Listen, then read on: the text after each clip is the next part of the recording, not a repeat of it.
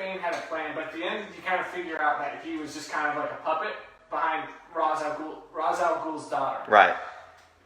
But then, like, Joker, his plan was all him. Like, that was all Joker.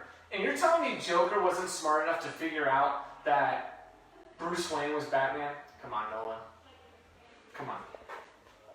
Get it together.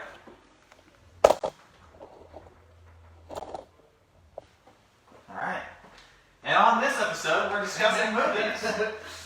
Dude, we could do a million episodes on movies.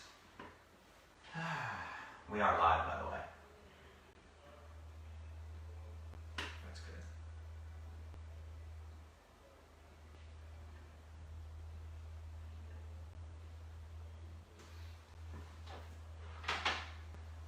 Alright. Are you recording? Okay. Mark's not recording, so we're just live. This is special for just you guys. Now we are? Yeah. Okay. Are you sure? Are we both good? Yeah. You don't look too confident over there. I had to make sure that the mics were we were getting the right feedback on the right Got it. tracks. Okay. I don't even know what that means, but alright. So I failed to post in the group like 24 hours ahead of time that we were doing this. They should know by now. Yeah, Wednesdays mornings. Yeah. Wednesdays mornings. Wednesdays mornings with the occasional Saturdays. Or Tuesday. Or Tuesday. Or maybe Thursday. So there's, yeah. But we're going to be here, folks. You should just be ready. You should always have this group. Just turn your notifications on. When these clowns go live, you want to be notified so you can jump in the comments. So this episode, I do want to call out. This episode is sponsored by the Florida Gators Coffee Mug, Expo Markers, Okay. Random Screw, and finally, one of 2 sets of Romaleos that I don't think have ever been worn. Maybe, but not. They haven't really been worn. They haven't been put through the ringer. So there are 2 sets over here. Maybe we'll do a giveaway. I don't know whose they are, but I bet if they see this video, they're going to come claim them. Yeah, they were, so those were brought to us by an old member, and they were like, hey, I was in touch with so-and-so, I'm gonna sell these here. And Okay. Like, okay. And so one of them have been in talks about being bought for a long time now, but still haven't been bought. Actually, we were talking about it this week, so hopefully those get bought. But if you guys want a pair of Nike Romaleo 3s, which they're not the 2s, but hey, they're okay. They're okay. They're good shoes. Then yeah, come. There's 2 pair in here. Yeah. Okay. Well, it's Wednesday. it's Wednesday. You're wearing a hoodie. That means cold. the weather is nice. Yeah, it's like 50-something degrees outside still, which is beautiful. pretty cool. Yeah, it's Beautiful. nice. Doors open, windows open. Feels good out. Do you guys open doors in your house when it's like this? If we think about it, yeah, we do. We haven't yet started just because the weather hasn't been consistently cold. Yeah. But yeah, we probably will tonight. Just kind of open them up and let the cool, fresh air in. Yeah. Yeah. When I was in college, we used to just leave the windows open all the time, and so it would get freezing cold in the apartment, and we would never turn the air on until one night, I think the thermostat showed it dropped into the 40s in the apartment. We had to crank it on at that point. I think in 4 years, though, we only used the heater maybe that one time. Did it not affect you, or were you just like, I'm just Like a polar bear, Mark. That's how you get good sleep. 40 degrees? That's it? Yeah, A 40-degree room? That's the secret. All right. So, what's coming up? We have Thanksgiving next week. Thanksgiving. Mark was just talking. For those of you on the podcast and not on the live video, you missed Mark's Christopher Nolan, The Rise? Dark Knight Rises. Dark Knight Rises, yes. Dark As he deemed it the best movie soundtrack possibly of all time. I'm sure. Dark Knight was best movie soundtrack. Dark Knight Rises, second best. Okay. Yeah. Anyways, Mark was going on a little rant there about the movie, so that was the Batman voice that was just brought in. So Yeah. Thanksgiving. What is our schedule? Next week, because now I was editing the last podcast, Yes. and we didn't quite know until we looked at the board. But now we know for sure. Next Thursday, Thanksgiving. Close. Close. Friday. Run the virtual 5K. Yes, next Friday. Next Friday. Day after Thanksgiving. Eat more. Closed. Close. Saturday. Filthy 50. Normal. 9 a.m. class. Wednesday. Wednesday before Thanksgiving. Normal. A week from today. Boom. Normal. I know in the past we've done like a reduced schedule. Nope. Nope. Come get it. Normal. Come get your fitness. 5:30 a.m. I'll be here. 9 a.m. I'll be here. 5 p.m. Mark James will be here. 7 p.m. Emily will be here. Boom. Boom. That's All right. the schedule. See you guys next week. Bye. No. All right. So got that out of the way. Did you get the answer to the question we were wondering earlier about the replay? Yes. Okay. Why don't you go ahead and hit that one time?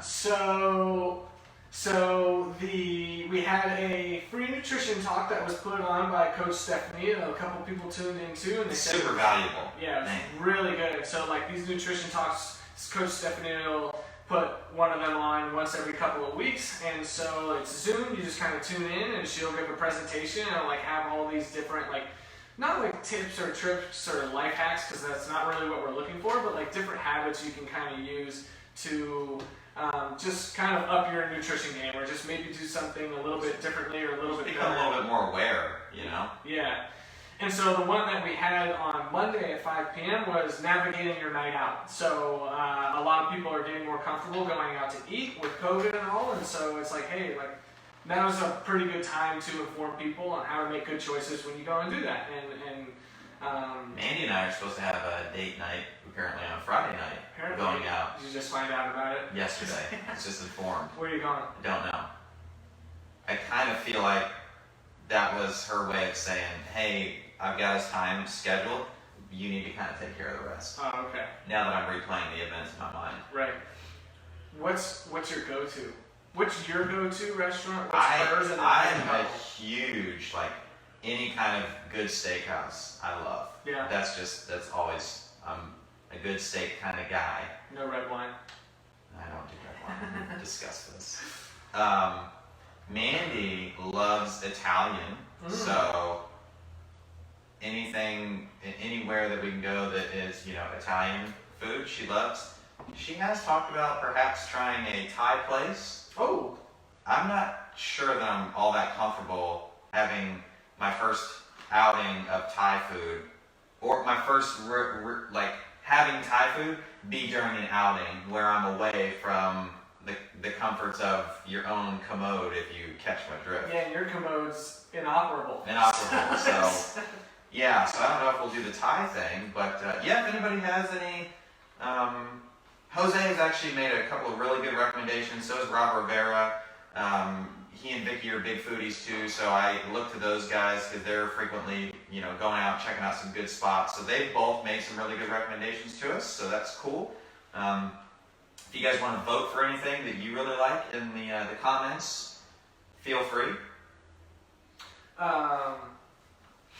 Jose was just telling me about some restaurant he went to in Armature Works. I think it was a Mexican restaurant that him and Heidi like going to. But he took the whole family there. He said it was really good. I can't remember what it was called, but he said it's over in downtown. Everything over there is pretty cool. The whole scene over there is nice. It is. But you know me, Mark, I don't get out of the bubble much, so that's a big stretch.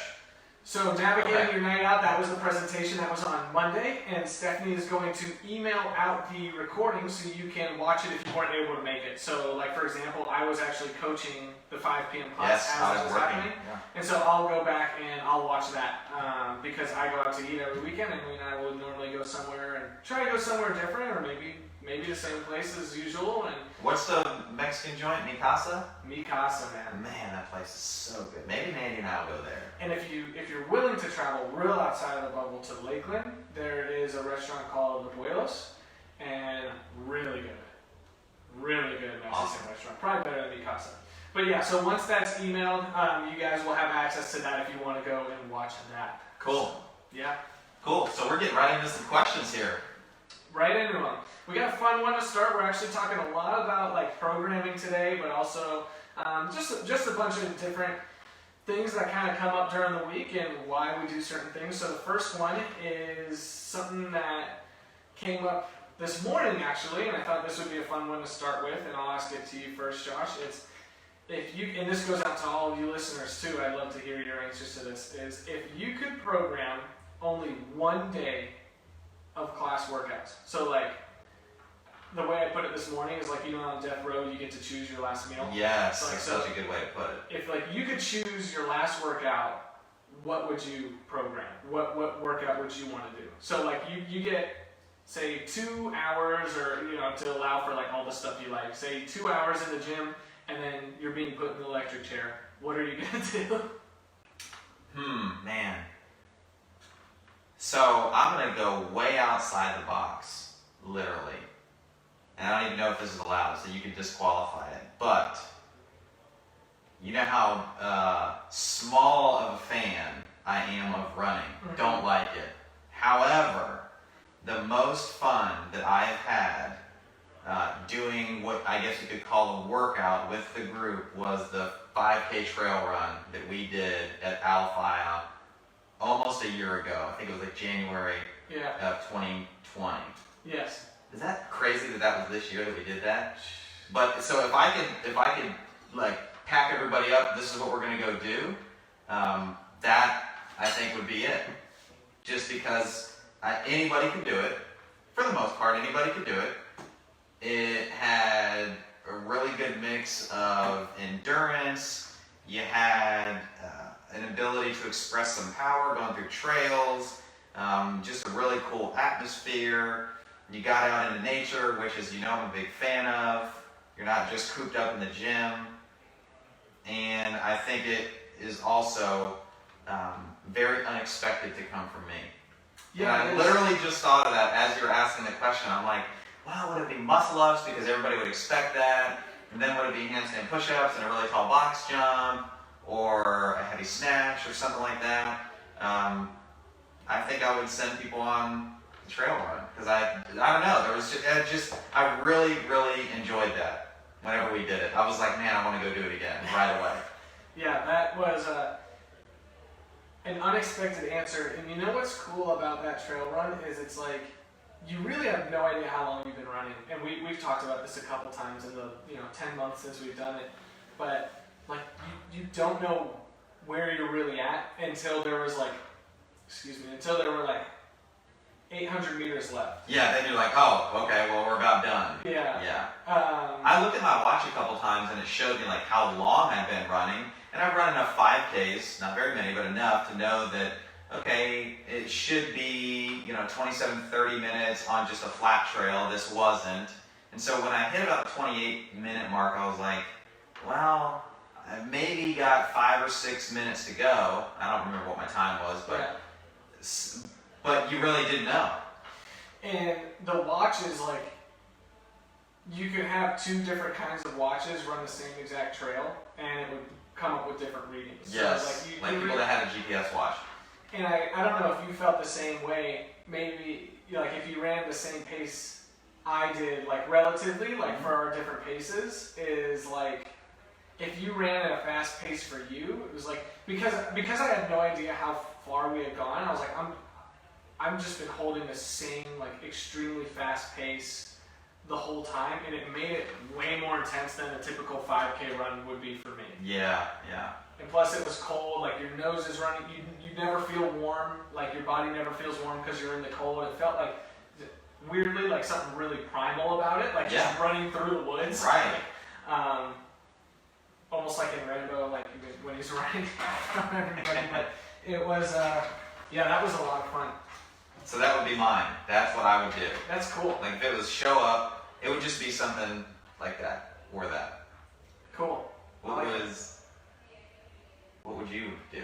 I would probably start with some sort of weightlifting piece, and weightlifting as in like the sport. So like some sort of like snatch or clean and jerk. Snatch or clean and jerk, whatever. I don't know exactly what it would be. Just give me, and it would be squat. It wouldn't be power. It would be full squat. Full squat. Yeah, below parallel. And then it'd probably be some sort of EMOM. And then the Metcon would be some sort of like triplet. It's funny, I asked Jay this question, and we kind of have the same answer. So he said he'd have some sort of Olympic weightlifting, and workout, I would choose some sort of triplet, monostructural, weightlifting, gymnastics. The monostructural, it's funny you say the trail run now, because I couldn't really decide what I want, like running or rowing or like double unders or burpees or something, because I count that as kind of a monostructural movement. It'd have to be probably some sort of like hill or trail run. Yeah. Like something where, like, you know how at the games this year they had that trail, like that event, and all 4 rounds they ran a different trail? Yes. Something like that. Yeah, that was really a cool event. Yeah, so something unexpected, and then you come in and you do thrusters or squat, full snatches or full cleans, and then you do bar muscle ups or toes to bar. Like, I don't care about the movements, just like give me some sort of like hill or trail run where the terrain is like unexpected, to where it's not like, okay, I'm doing 2 laps around the building again. Like, you don't know what to expect or even how far you're going. And then give me some sort of Olympic weightlifting, like really complex. So again, a full squat or clean. And then some sort of high skill gymnastics. So bar muscle ups, toes to bar. And then maybe somewhere throw burpees, like bar facing burpees in there, or just or burpees over an apparatus or something. Like that's probably my perfect day. That's it. Yeah. Bam. Cool. Cool. So if you guys are listening to this, then let us know what your favorite day would be, and then I won't program it because I'm just evil.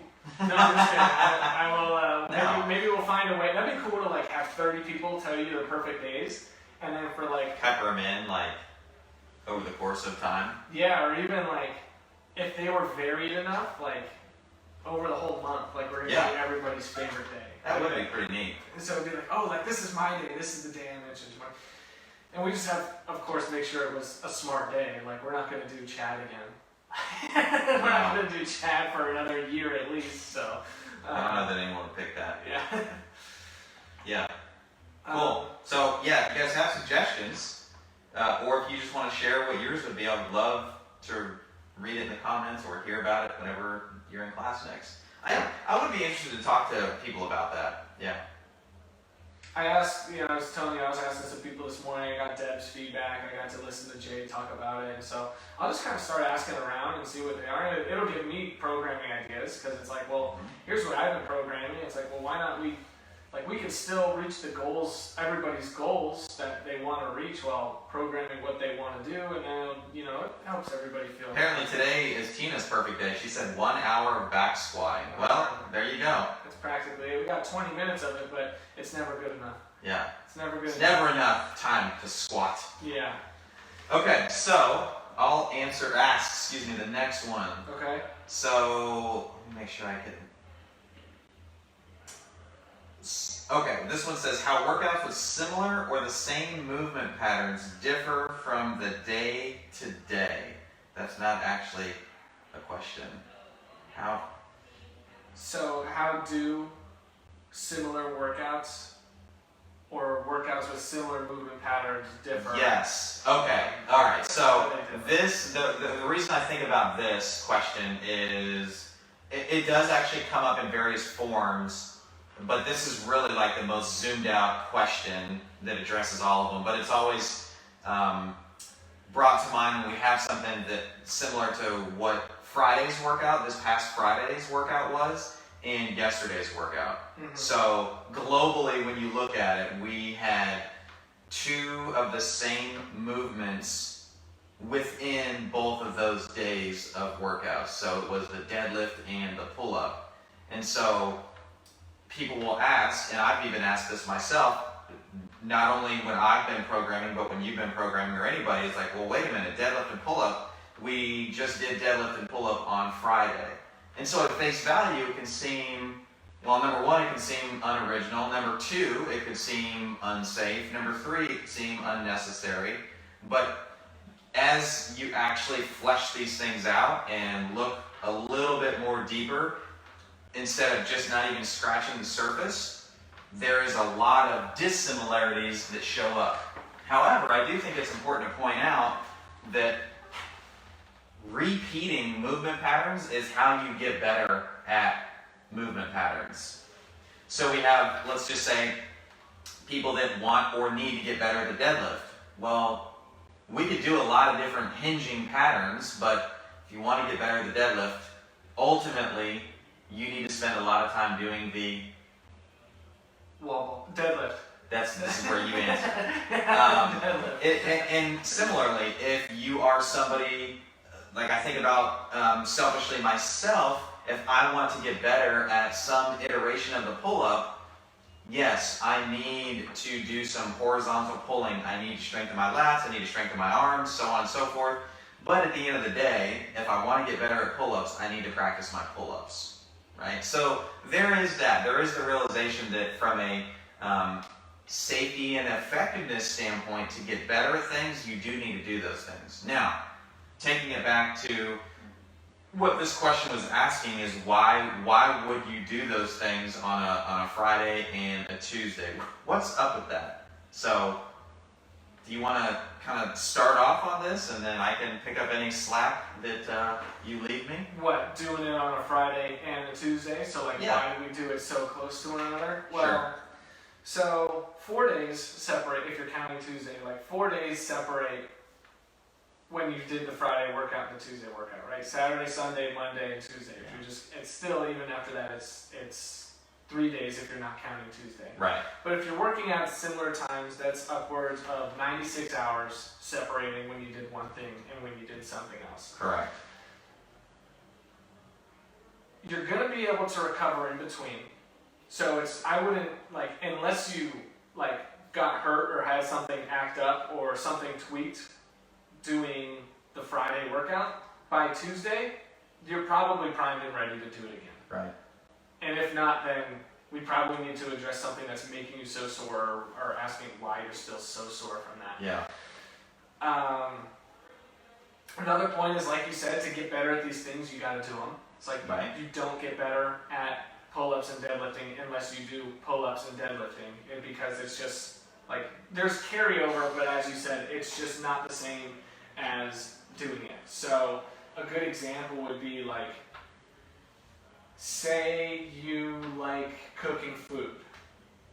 You don't get better at making spaghetti by making lasagna, right? It's very similar, right? Or watching somebody make spaghetti. Or watching someone make spaghetti. So like it'd be the same as like you might get a little bit better at boiling the noodles for spaghetti. Right. Meaning like if you did power cleans instead of deadlifts, you might get a little bit better at pulling the bar to your knees. Right. But that's about it. Correct. Right. So that's kind of what we're saying.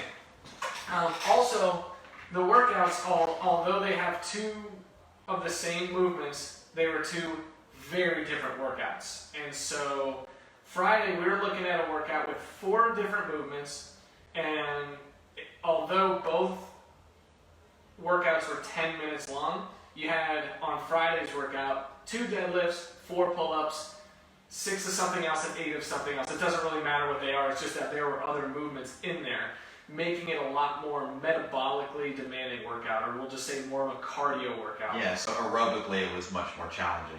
Yeah, and so if you were to, if you wear something like a Whoop or an Apple Watch or something, you can probably go look back at the data, and if you did both workouts, and you had the same, we'll just say the pull-up progression, because I know the deadlift weight cap was different, so you probably used it, and like the stimulus was meant to be different. Like your Friday data would probably show a higher overall heart rate across the 10 minutes. Oh, mine was way up there for the whole 10 minutes. And like a big part of that, now this is where the movements get a little important, is like it was burpees and air squats. Right. And so like burpees, I mean that's all heart rate, right? So that's heart rate, especially in as low as a volume of a volume as 6.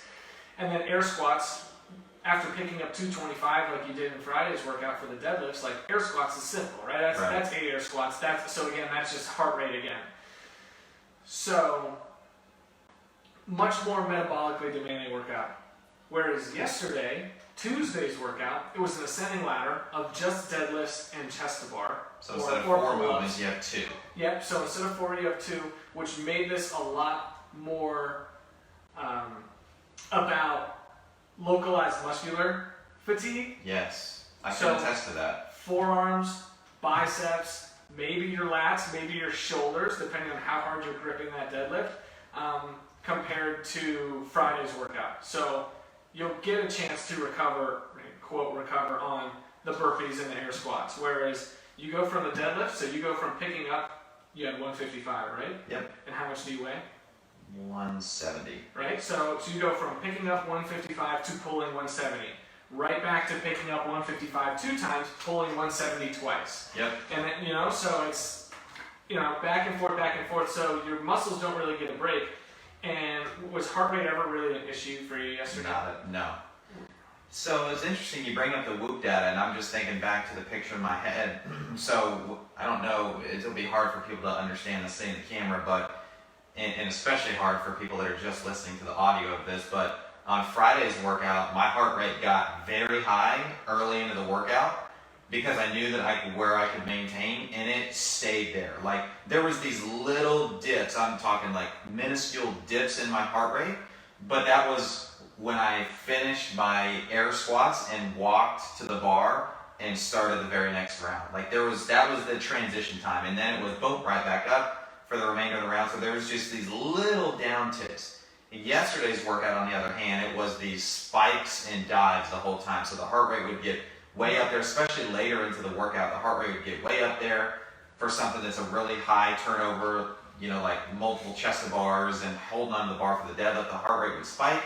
And then, because of local muscular fatigue, whether it's the deadlift, the hinging pattern, or the upper body pulling pattern with the pull-up, when you have to rest, you're resting far more than that little walk that I did on Friday's workout between where I air squatted to back to my square where the barbell was. So yesterday's workout was like these spikes and then all the way back down. These spikes and then all the way back down for I think I ended up doing 10 rounds. The other thing that I think about, and I don't mean to hijack what you were saying, That's okay, go for it. is two separate things. One, and you've talked about this numerous times on the podcast, but your job as head coach is to recognize that the vast majority of people that come in here are on a 3 workouts per week regimen, and the majority of those people are Monday, Wednesday, Friday, or like a Tuesday, Thursday, Friday, or a Tuesday, Thursday, Saturday, or something like that. Mm-hmm. So there is that. So the chances of a majority of people hitting Friday's workout and hitting Tuesday's workout was slim to none. Are there a couple of those people? Yes, it's probably the people that work out more than 3 days a week, or somebody whose normal schedule just happened to change a little bit that day, right. Or that 4 or 5 day span. When you think about it like that, it's like, okay, well, the people that already do 5 days or even 6 days a week of workouts, they have built up the volume tolerance to do the pull-up volume on Friday, which was very small, and I'll come back to that, and then follow it up with the pull-up volume that they would have gotten to yesterday. Right. So there's that. There's the days thing that you take into account when you program. Now, the last point is what I think about. I remember looking back at the whiteboard, and I know that you take this into account too to understand, like, okay, where are we at in terms of volume when people are doing specific movements collectively as a group, but then individually with people too. Is like I look at myself and I think I made it through like 8 rounds, and let's just say it was 4 chest to bar, so that's 32 reps, which is not a lot at all. And then you go to the workout that I did yesterday, and I did the math, I got through 59 chest to bar. Wow. Right? But for me, that's still a very small amount, relatively speaking. Especially, it sounds like a lot. It's like, oh man, it was almost double, or double the number of reps. Yeah, but my minimum threshold for feeling fatigue from chest to bar is actually in the realm of 80, right? Yeah. And that's 80 in a single session, not 80 reps spread out between 2 workouts separated by 4 days. Right. So there is also that you have to take into account. So, and then just for each individual person, you have to think, okay, the person who did, 6, 7, 8 rounds on Friday, if they did come in on Tuesday, how deep into that workout were they going to actually get? Mm-hmm.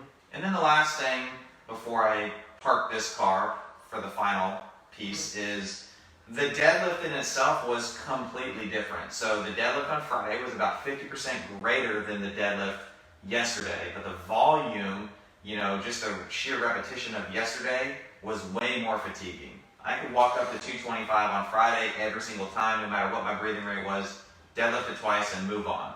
It was literally just in the way of everything else. Whereas, surprisingly, the deadlift yesterday really did add up, even though it was 50% less weight. So even if you get through, I think a majority of people got through like 8 or 9 rounds yesterday, although it was a lighter weight, they ended up doing, let's see, if it was 8 rounds, then it was like 36 deadlifts or something like that, and if it was 9 rounds, it was 45 deadlifts, and if it was 10 rounds, it ended up being upwards of 55 deadlifts, right? So you had anywhere between 35 and 55 deadlifts, whereas most people at most got 8 rounds on Friday. Yeah. 16 deadlifts. Right. So again, over 100% increase, over doubling the amount of deadlifts between the two workouts. Right. So I guess what we're getting at is, yes, in those 2 workouts they had 2 of the same movements. I'm not even going to call it the same movements, but aside from that, everything else was markedly different. Yeah, it's the difference between the macro and the micro. The macro is that we had some iteration of deadlift and pull-up, right? So we would say hinge and pull. And we had a hinge and pull yesterday. The micro is what is in the actual prescription.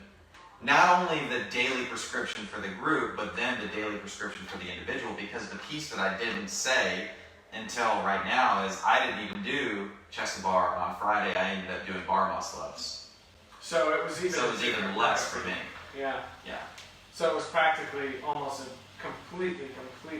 Yeah, to me, totally it wasn't even in the same ballpark. You could even go way above that and say, well, we did weightlifting and we did a gymnastics on Friday. Why are we doing weightlifting and gymnastics on Tuesday? It's like, do you know what we do here? Yeah, structural weightlifting and gymnastics. Yeah. Yeah. Cool. Yeah, so that was the second question. Did you want to do number 3 or number C first or number D? This kind of segues into number D. Yeah, let's do that one. So I just thought about this right before our workout today, because I do think that it ties into that last one. And actually, it segues great from A too. So it's almost like we planned this, except we didn't. Because we're recognizing it right now. But the benefits of a day like today where it is only resistance training. Yeah. Normally we have multiple components. We have a monostructural weightlifting piece or a bodyweight or a gymnastics piece, whatever you want to call it. But today is pretty much, you're going to be moving some LBs. LBs. Yeah, so today was almost all weightlifting aside from the wall sit. I feel like I'm lifting my own body weight there. Yeah, so it's still resistance training, isometric training. And so, what are the benefits, or why do we do resistance-only training days? Well, specifically at our gym, we've talked about this on the show before, is like, a lot of people here love weightlifting.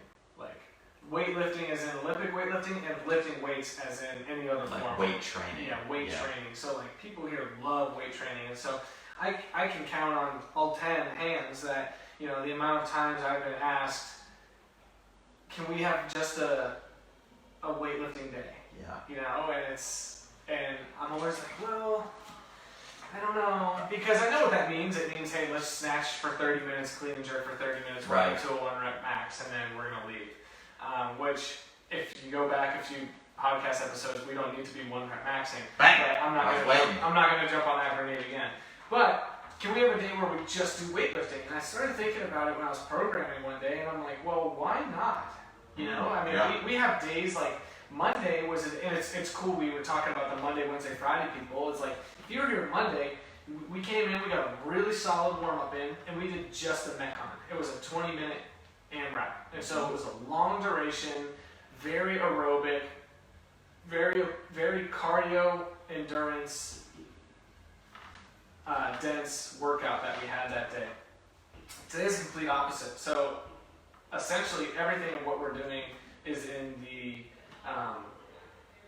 lack of presence of oxygen, right? So there's, it's very anaerobic. So it's a different type of training. So you're not limited by your heart rate. Yeah. So that's kind of a long story to tell you why we're doing it, but it's, hey, it's something completely different from what we normally do. It's a totally different stimulus. And if you've ever had a session where you just do weightlifting, you know that you're going to be probably just as rocked as if you had done a Metcon, like we'll call it like a high intensity, or we'll just say like moderate intensity, like 15-20 minute Metcon. But what are the actual benefits? So actually changing up the routine is a benefit in itself, everything that we were just kind of getting at. So that's going to your body's used to coming in, and if you're a member at our gym, your body's used to coming in, doing a weightlifting piece, and then getting a highly intense workout in.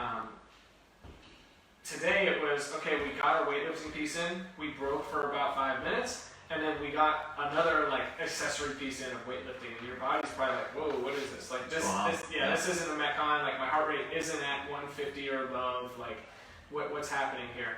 So that's allowing your body to adapt to those changes in training, which adaptation means you're getting better, right? So working more towards your goals.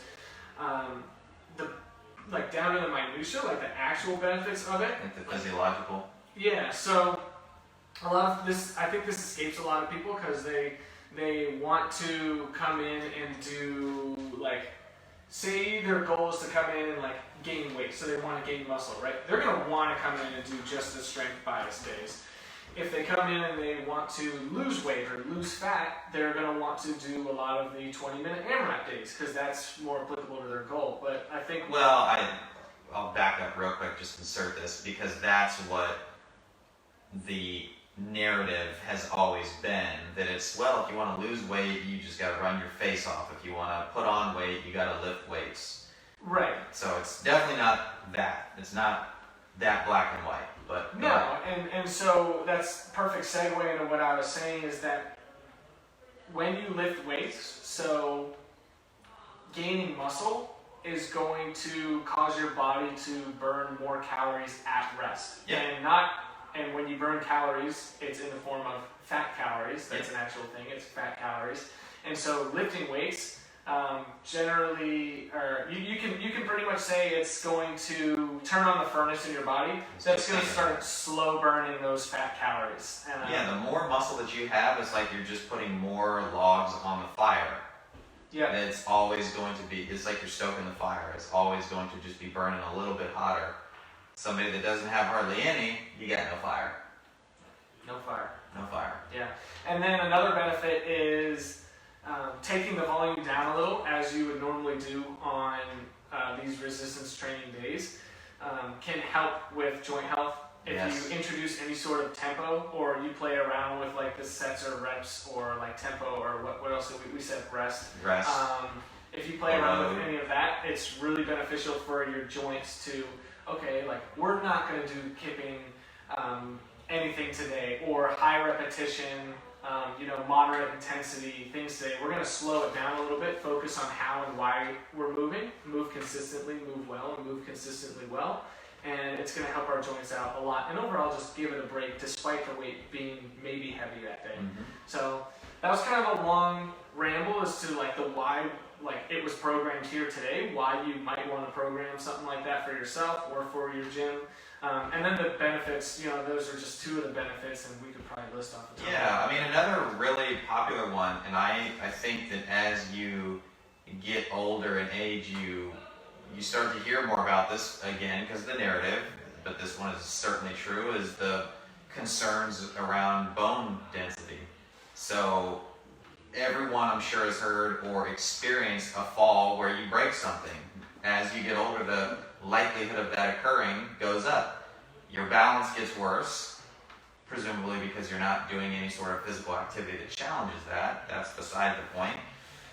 But now when your balance gets worse, you have a propensity to fall, and then when you do fall, you're more likely to break a bone if you aren't participating in some sort of resistance activity. Now, the activity that we use here most predominantly is weight training, training with some sort of external load, but it can be resisting against your own body weight, it can be resisting against bands, anything like that. So there is that.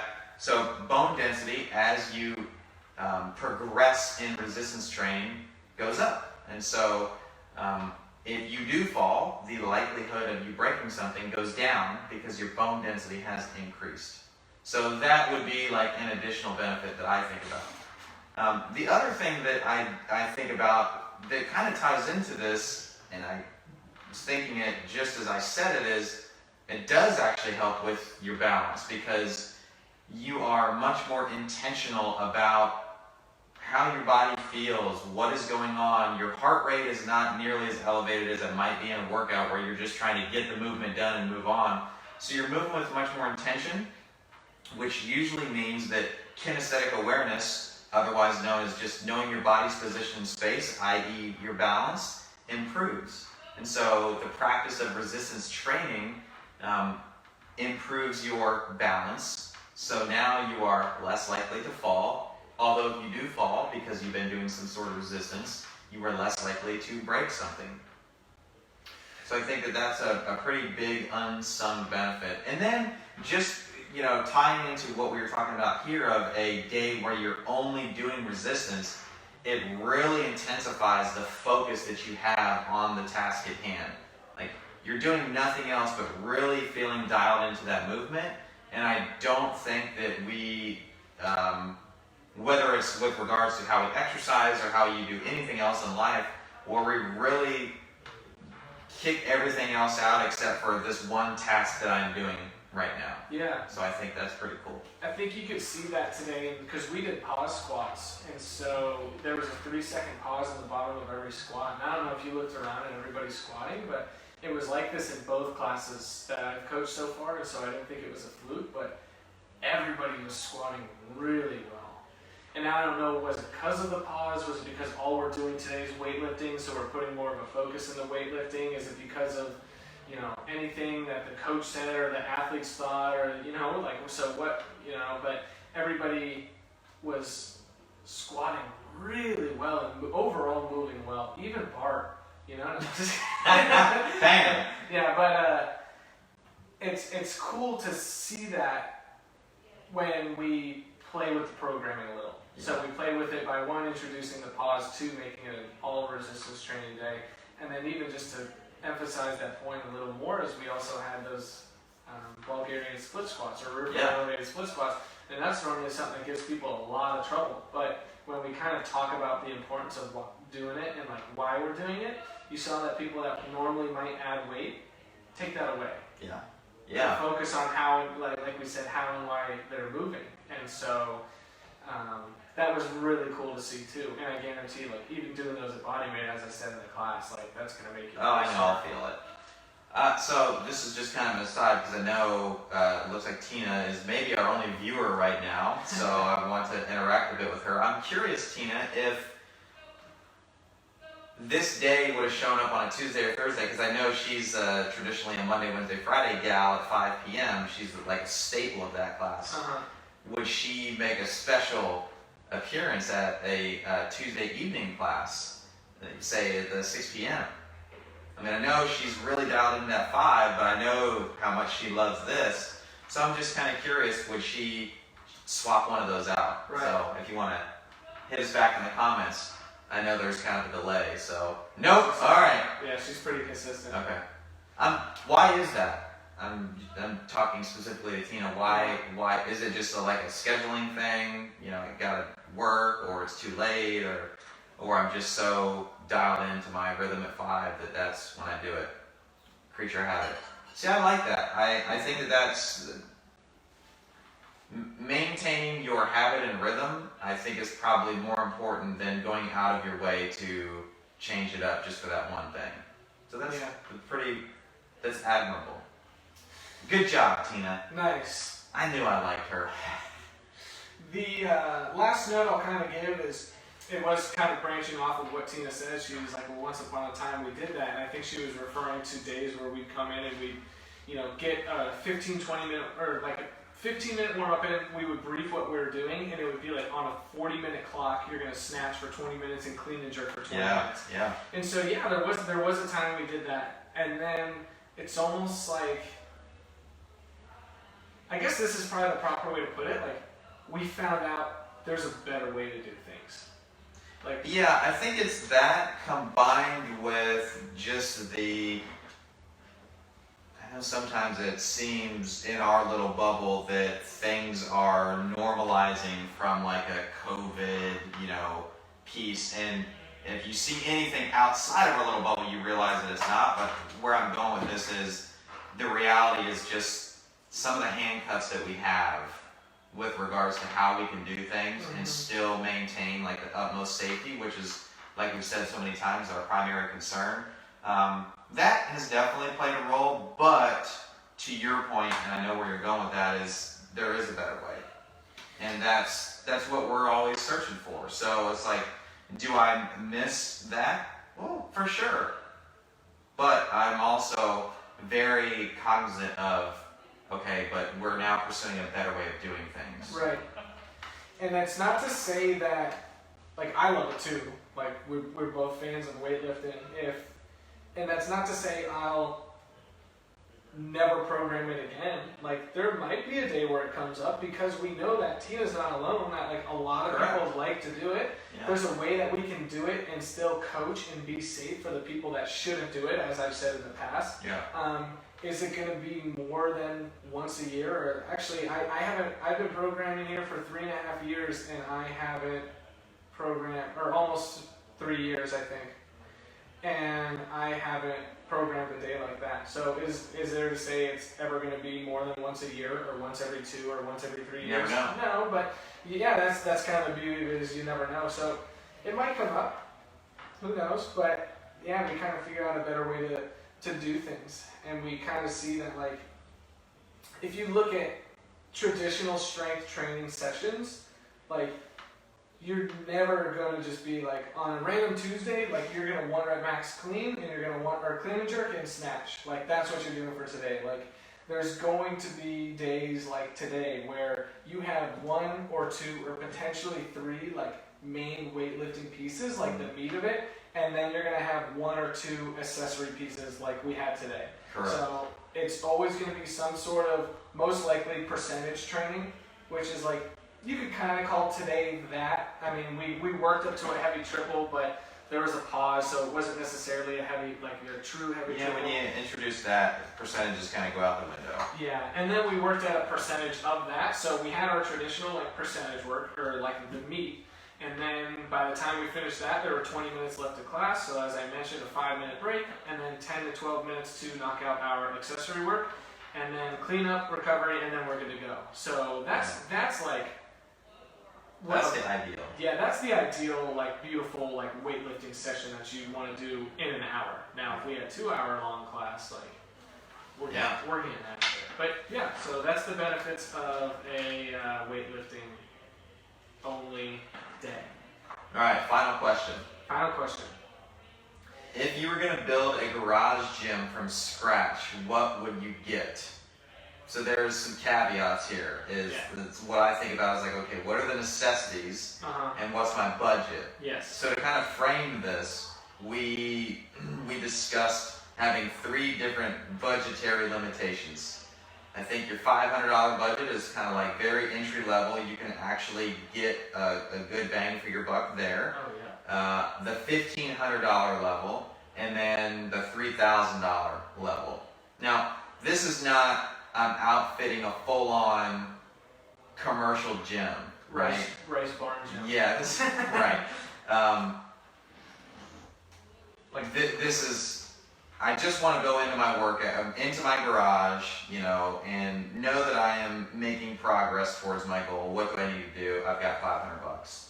What do you do, Mark? So I know I'm going to say all these things, and I'm going to be like, it's going to be this and that, and it's going to be like all the answers you would expect, and then you're going to come in with some like crazy minimalistic knowledge bomb. Boom, that's it, and it's just. That's a lot of pressure now.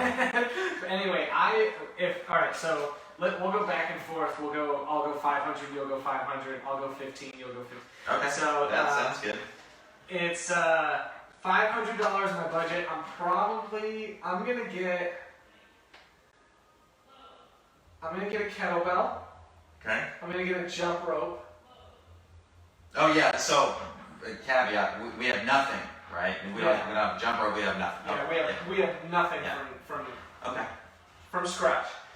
I feel like I need to pull up the Rogue site. I'm sure a lot of people are doing this. Yeah, because I'm gonna like underprice something. So I'm gonna get a kettlebell. I'm gonna get a jump rope.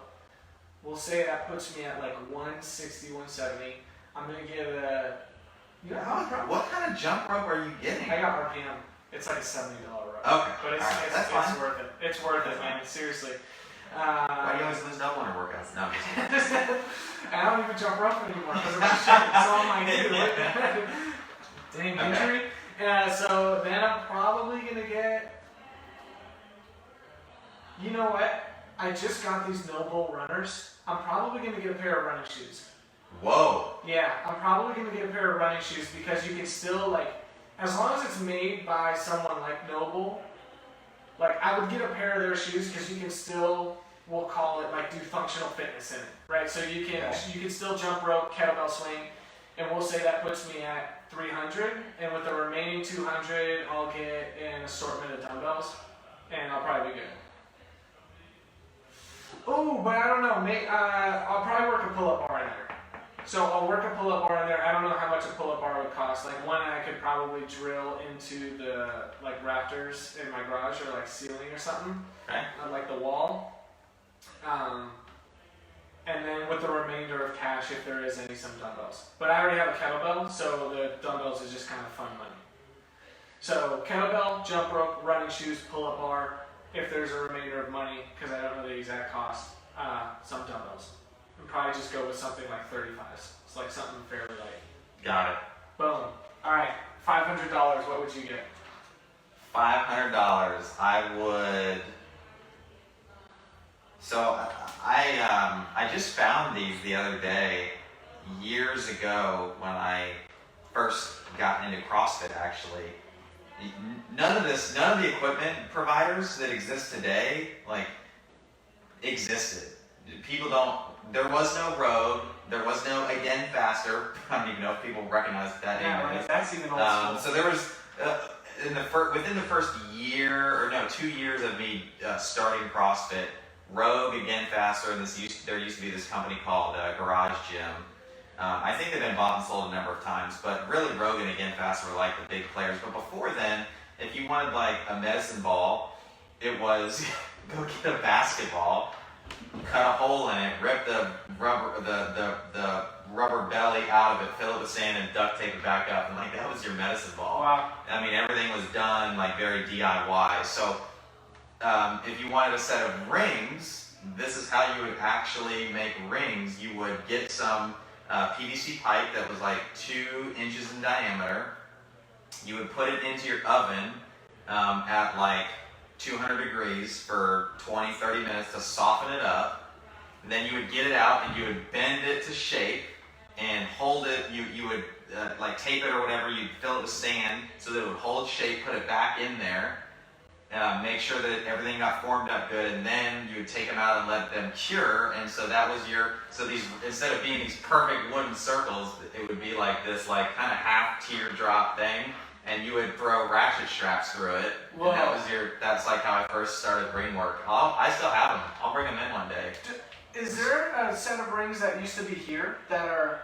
That was my first that was the first real set of rings before Rogue ever made wooden ones. Oh, okay. And wasn't by a company, this is by a guy. Yeah. It was like, I can make these plastic ones if you guys want them. We were like, yeah. I still have those. They're at my house. Yeah, but I have the ones that I formed with PVC pipe. The reason I say all that is I would get a set of rings. Dude, you need to bring those in. Yeah, I will. I'll bring them in, I don't know, I'll bring them in tomorrow, whatever. That's cool. I can't believe I've never showed you this. Uh-uh. So I would get a set of rings because there's so much that you can do. You know, if you can't do pull-ups, everybody can do ring rows. If you can't do push-ups, everybody can do, some sort of elevated ring push-up. You can hang them from all sorts of stuff, so you always got somewhere to hang from. You can work progression, so I think that's a necessity. So let's just say that'll cost 110 bucks, or no, maybe rings are like 85 or 90 bucks anyway. So we'll say that. A jump rope. Yep, I think a jump rope is a good one. I think a couple pairs of dumbbells. So for me, I might go like a 35, a 25, 725s and 715s. So I've got rings, jump rope, some dumbbells. I might get a medicine ball. And I don't know, I think that would probably be it. For 500? For 500 bucks if I could make that happen. So I think that, I figured the rings are probably like, let's say 85 bucks. Mm-hmm. The medicine ball is probably like 100 bucks. The jump rope, I'd get the one on Amazon for like 10 bucks. And then spend the rest on dumbbells. That's it. Jacking it up to $1,500, what would you get now? So I'd get everything I just said, and I would add an assault bike. Over a rower? Yes. Why? Well, personally for me, I've just spent so much time on the rower that I want to spend more time on something else. Okay. Yeah. Not that I don't have more to learn or more to progress in the row, but just for me, I like that. I think that you get a different balanced workout on the assault bike than you do the rower, because you're always working on the assault bike. You're only working half the time on the rower. Oh, okay. So I do like that, and I think that it's a unique way to progress strength on the assault bike, just because of the resistance. You know, it's infinite. Yeah. So the assault bike goes for about 700 bucks. So if I add that to that, that's 1,200. I've got $300 more to spend. At that point, I would probably.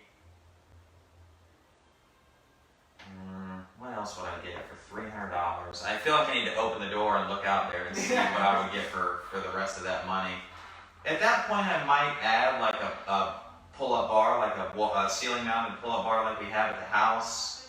What else do I have in my house? A kettlebell, maybe a sled. Yeah, I think that'd be it. Sled's a good choice. Yeah. I'm literally doing an inventory of what we have in the gym right now to see like what would I do. Oh, you know what? Actually, no, that's good. I'll keep that. Yeah, I'll keep that. Go ahead. Because you're about to gain $1,500 more dollars. Right. So, Yeah. So I would keep everything that I said.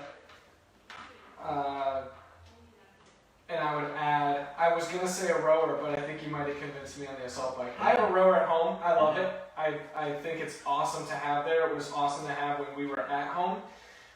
It was just really nice to have. But the assault bike, like you said, it's just different. Yeah. It's different. I'm pretty good on both machines, but I think I'm a little bit better on the rower. Yeah.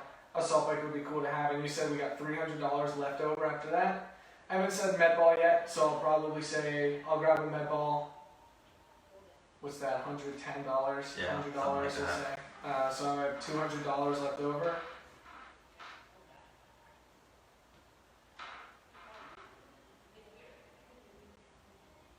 I don't know.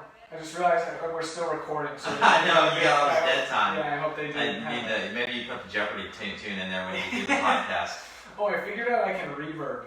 I can like reverb the voice so it sounds like a. Wow. Yeah, I'm gonna do it at this point right now. Now, 1,500. So I have 200. I have 200 leftovers. I'll save that for the Okay. extra 1,500. All right. So going to 3,000. So you gain another $1,500. So there's two different ways that I would take this, and I would either go with I would keep everything I have, and I would add a ski erg, otherwise known as a kipping lat pull down machine. Kipping lat. Yeah, you ever think about I've that? never heard that. That's funny. There you go. You want to get better at your pull-up volume? Get on the skier. Yeah, kipping Doesn't that work. pull down. Yeah. So I would that's about $900. So that means I've got 600 to go. I would probably at this point, man, this is really gonna surprise people. I would either get a biker / rower, one of those two, or get like a minimal like a barbell and some weights. I had a feeling you weren't gonna put barbell first. Like Yeah. we were gonna go through all this and you're gonna be like, no barbell. Yeah. So the other thing is like, okay, well I've already got a piece of quote unquote cardio equipment with the assault bike, so I've got $1,500. Maybe I get a nice squat rack, a barbell, and a full set of weights. But I don't know. I mean, I really enjoy the variety of the different machines, you know, and what they provide. Like, I've done kind of similar to what I said about the rower with regards to like barbell and weights and stuff. Not that it doesn't interest me or appeal to me, but you know, having utilized it for the better part of 22 years now, I like the variety that the rower or the biker or the skier. So maybe I would add a skier, or I would add, what did I say? A skier, so that was 900, and then like a bicycle. A bicycle? Like a mountain bike or something. Oh, that'd be cool. Yeah. Would you ever get one of those trek bikes? Not around here. We were talking about this morning, people texting and on their phones and driving. I see people, and I've got a lot of friends, and there's probably, yes, Steph, you're late, but we're still talking. Shocker. I've got a lot of friends and probably people in here that cycle around here, and you could not pay me any amount of money to get a road bike and cycle around here. Not one chance. Never. Mark James has said that, and I mean, he's a national champion cyclist. Yeah. And it's something he loves to do. And like, there's even been days we've been up here like working out on a Saturday, and he's ridden his bike up here, like, and he's in full like cyclist gear on his bike. And he's said recently, like within the last maybe 3 months, I've heard him say this, that he doesn't cycle around here anymore. No. He's like the roads just aren't safe anymore. And it's not even in this area. He's like, overall, it's just, I don't cycle anymore. Yeah. That's sad, man. You hate to see that. But that would be me. That would be my. So my 3,000, I get $1,500 more. I have 200 left over, so I got $1,700. I'm probably gonna go with the full. Just based on my goals, I'm kind of keeping my goals in mind. I'm like, okay, sure. so like, that's why it's so different for everybody. I'm probably going with the squat rack and barbell and full weight set. And by full weight set, I mean take me to 400. Like if I ever deadlift that. I was gonna say, man, that's way up there, Mark. Yeah. And then if I have any leftovers, I liked your sled idea. It's like if you're getting a sled, you might as well get some weights with it to like load that up as well. Yeah, that's a good. Yeah, I didn't think about that. That is a good one. So you can pretty much like, and this is just an investing tip. You know, if you save $150 or something like that every month, across 20 months, so a year and a half, you get to 3,000. Like you can buy a ton of nice stuff for your house. Right. Like, that's like, imagine saying like a year and a half from now. So. And we'll just call that summer of 2022. COVID 2.0. Yeah. In summer of 2022, you could have everything you could ever want out of a home gym. I'd be like, yeah, sign me up. What do I gotta do? Right. Oh, all I gotta do is save $150 a month. Yeah. So. Yeah, Steph, to your question, the question was, if you're gonna build a garage gym from scratch, what would you get? So we had 3 different budgets: 500, 1,500, and 3,000. So, yeah. Tina, she said the same thing. You got a road bike and refuse to ride it on the streets. Yeah. So does she just ride it in the driveway? That's what I'm wondering. Put on your helmet and yeah. Cool. So it was. I identified a couple of things that neither of us said, is like a box, an AvMed, GHD, or reverse hyper. But the box I know is a popular one. I know. And everyone that I know that has a garage gym has a box, and I've never had one because I just, like, you probably saw during quarantine, like I've got that little thing, that barricade around my driveway, and I would just jump on that. I actually measured, and I did go to the point that was 24 inches for what it's worth. Oh, cool. I would just find something to jump up onto. Like back in the day, we used to do like recycling bins or the green electrical box that's in your yard or your neighbor's yard, or your porch or something. So the box has always been like a strange one for me to, invest in. It's funny because the first thing Stephanie wrote was soft pile box. Like one of those like padded road boxes. Over the years, I've had a lot of people ask me for those, and there's a couple of reasons actually why I've never bought them. It's not because I'm cruel or cheap. It's because of, one, when they get any kind of moisture, like the chances of you slipping, like think about it, like you're sweating when you're doing these things, any kind of moisture on them, we learned this at the games in 2016, like with dew or humidity on them, I mean, talk about a slip and fall, it happens all the time. Yeah. So that's a big one for me, But are they nice? Yeah, but... How does humidity affect that? Do you think it like deteriorates the... No, I just mean because that humidity, like the moisture will sit on top of those things. Dang. Yeah. Wow. Yeah. I'm just reading what else. Yeah, this is... Oh, you used to go to Flatwoods. Okay. Cool. Something like squat rack or rig, so... Yeah. I did it.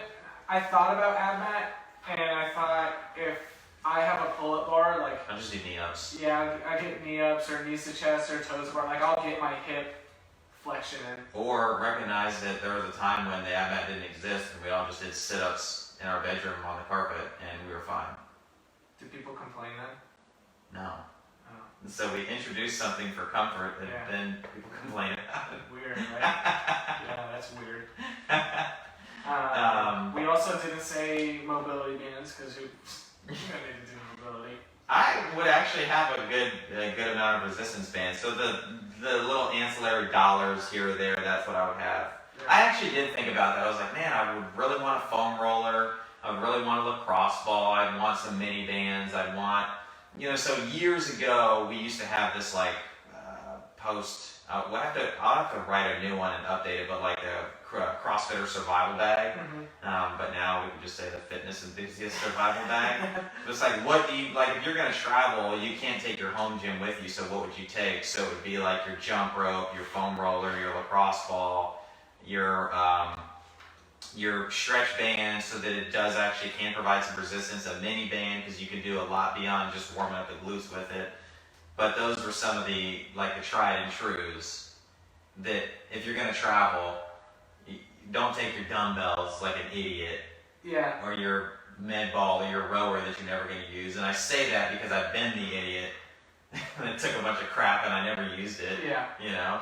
I actually remember one time years ago, I took a med ball when we went to Asheville, and I was like, I'm going to do Karen, 150 wall balls. And it was like 30 degrees out. I'm like, I'm working out. And Mandy's like, deuces, I'll be in here by the fire drinking coffee. Yeah. And I think I got like 50 in. I thought my lungs were going to explode. And I was like, that's it for me. That's still 50 more than you would have done if you didn't bring it. Yeah, that was stupid. 50. Yeah. 50. In this scenario, do you have a coach? Do you ever hire a coach with this money? Yeah. And it's funny, as you were saying that, you brought up such a good point. When we went to added the $1,500 mark, you're like, well, for me, based on my goals, and immediately I was like, that's what a coach would say. And so when people, there's a lot of gym owners actually.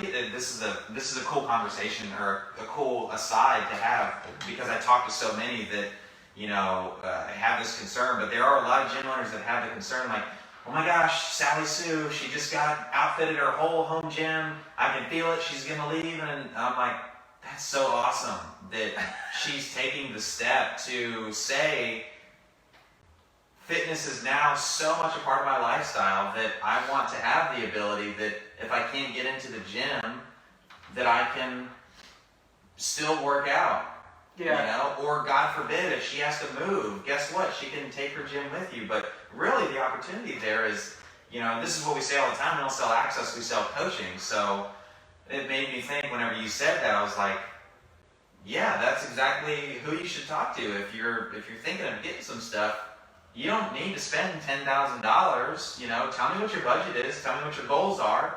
And it's like, okay, well, if you're still going to be coming in here 2-3 days a week, let's use the rowers and the weights and everything here, but then let's get you stuff at home that'll be a lot of bang for your buck versus just getting a rower and there's $900 and you already overshot your $500 budget. So to me, like that's, if people, I've talked to so many people about like how to buy their stuff and where to buy it from and what their budget is. And I love that kind of stuff.